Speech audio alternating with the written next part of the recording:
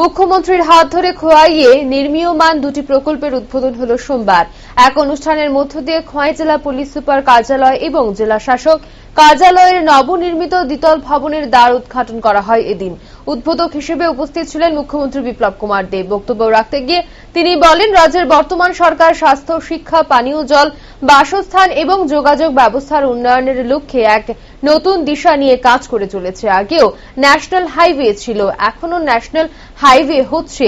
বর্তমানে রাজ্যের দ্বিতীয় জাতীয় সড়ক হচ্ছে সেই ন্যাশনাল হাইওয়ে। রাজ্যের সমস্ত মহকুমাগুলিকে জুড়ে দিয়েছে।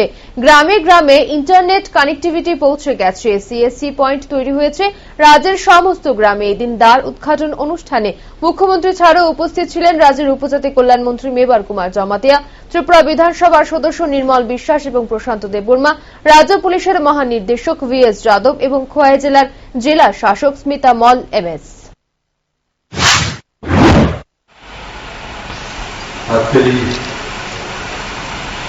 महती कार्यक्रम खোয়াই জেলার SP অফিস এবং ডিস্ট্রিক্ট ম্যাজিস্ট্রেট অফিস শুভ উদ্বোধন এবং তার সঙ্গে সঙ্গে খোয়াই ডিস্ট্রিক্টে আজকে বাইজলবাড়িতে প্রাথমিক স্বাস্থ্য কেন্দ্রের শুভ উদ্ঘাটন হয়েছে।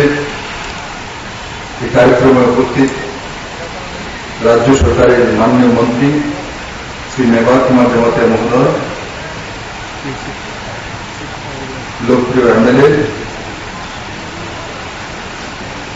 শ্রী প্রশান্ত দেববর্মা, শ্রী জয়দীপ দেববর্মা, জেলাধিপতি